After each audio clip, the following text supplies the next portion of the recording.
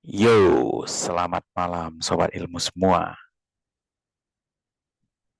Kembali lagi Dokter Praktek Malam akan menjelaskan tentang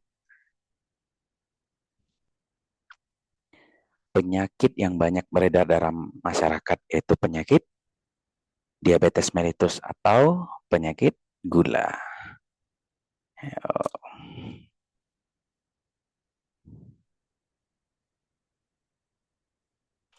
Apa itu definisi dari penyakit diabetes mellitus?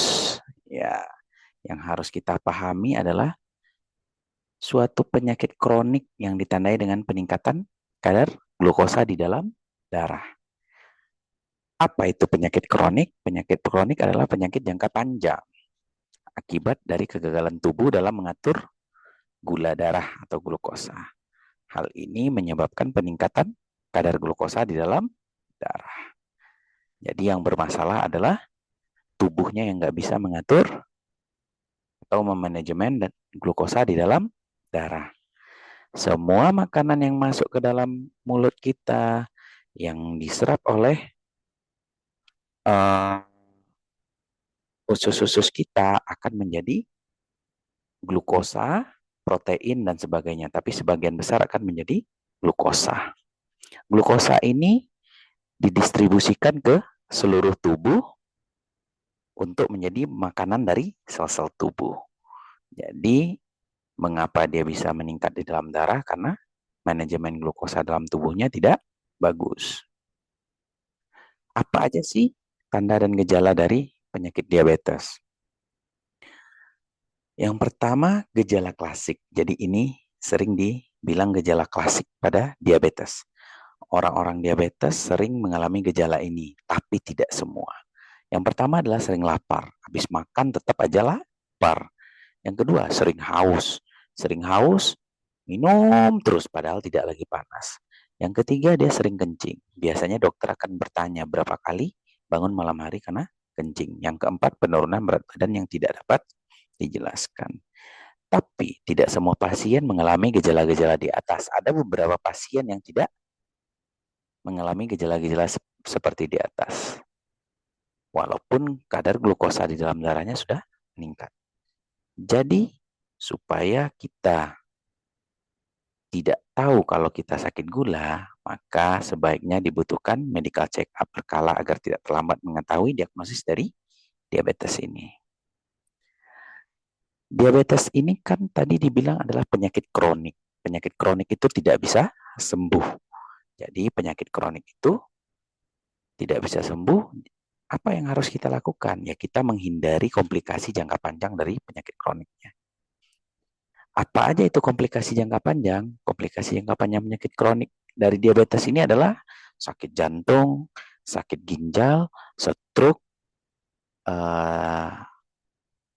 cedera saraf-saraf tepi atau neuropati yang bisa menyebabkan kebas atau panas di kaki atau di tangan.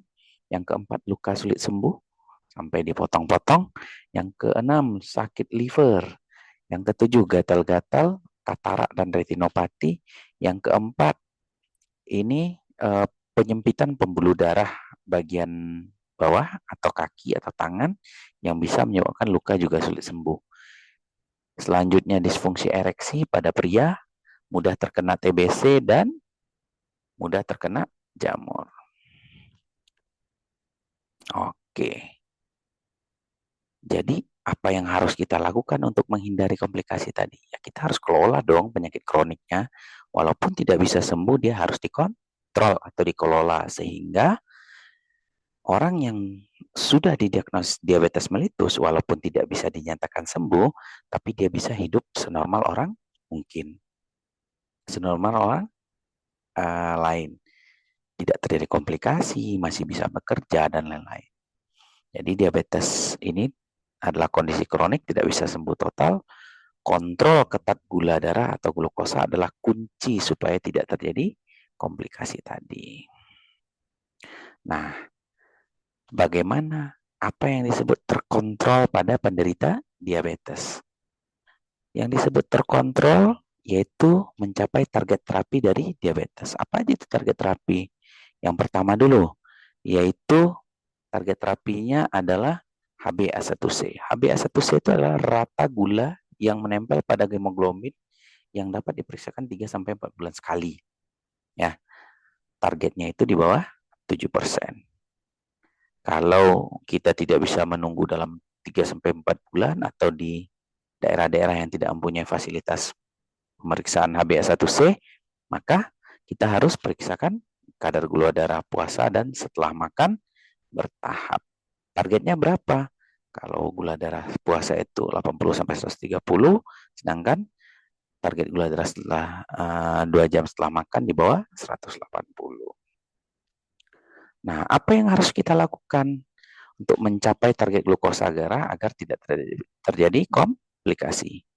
Ada 4 pilar yang harus kita laksanakan. Pertama, kontrol ke fasilitas kesehatan minimal 1 kali sebulan. 2, aktivitas fisik minimal 150 menit seminggu. Yang ketiga, makan makanan yang bergizi seimbang sesuai petunjuk dokter. Yang keempat, konsumsi obat rutin setiap hari walaupun glukosa darah sudah terkontrol. Yuk, kita bedah satu-satu. Yang pertama, kontrol ke fasilitas kesehatan. Ya, kontrol ke fasilitas kesehatan itu minimal sebulan sekali. Apa yang harus kita lakukan dalam kontrol pada fasilitas kesehatan? Pertama, kita harus ketemu dokter.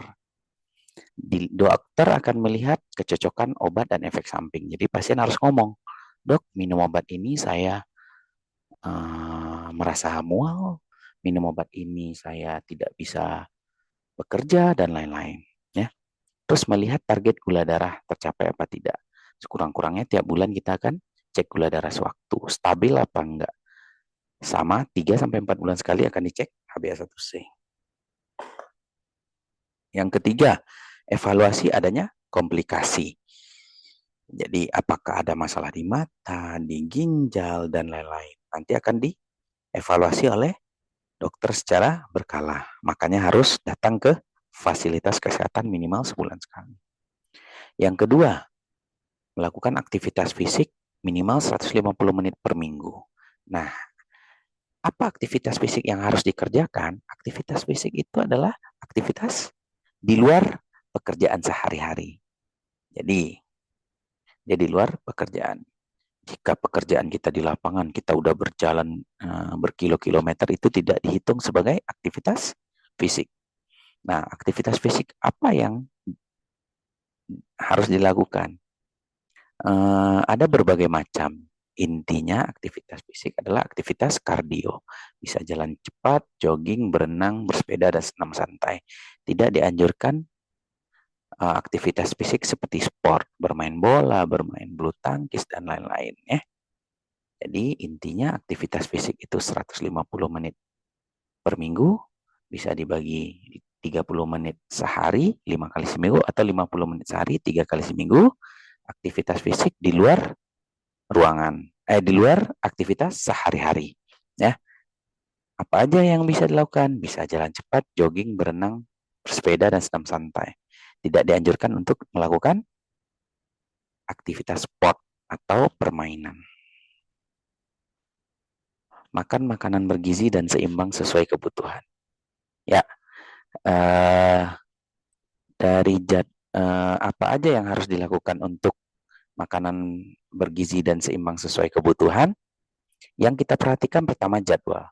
Orang diabetes harus teratur jadwalnya karena akan berpengaruh terhadap konsumsi obat. Kapan obat harus dikonsumsi, obat apa yang dikonsumsi pagi dan siang dan malam, dan lain-lain. Ya, jadi jadwalnya harus patuh, nggak boleh makan sembarangan. Kalau udah dalam jadwal makan, harus dilakukan makan. Yang kedua, jenis makanan. Jenis makanan itu harus mengandung karbohidrat, protein, serat, multivitamin, makro dan mikronutrien. Ya. Yang ketiga, jumlah atau porsi makanan. Setiap orang berbeda-beda jumlah dan porsi makanannya, tergantung pada jenis kelamin, usia dari orang-orang tersebut, serta aktivitas sehari-hari. Nggak mungkin kan porsi makanan orang yang bekerja berat seperti bertani sama dengan orang yang bekerja di kantoran. Itu akan berbeda. Nah, semuanya itu bersifat individual, sehingga harus dikonsulkan ke dokter atau ahli gizi per individunya. Berapa dia harus makan, bagaimana jadwal makannya, dan jenis makanan. Oke. Selanjutnya, konsumsi obat rutin sesuai petunjuk dokter. Jadi, apa aja yang diperhatikan dalam konsumsi obat rutin itu? Pertama, obat rutin itu apa sih? Rutin itu artinya mengonsumsi obat setiap hari walaupun glukosa darah sudah terkontrol atau normal. Apa aja yang harus diperhatikan? Pertama, benar jadwalnya. Ya, jadwalnya gimana? Jam konsumsi, sebelum atau setelah makan itu sangat penting pada diabetes. Yang kedua, benar caranya. Obat diabetes terbagi menjadi dua. Ada yang diminum, ada yang disuntik. Jangan yang disuntik ini diminum. Nggak ada gunanya. Yang ketiga, benar dosisnya.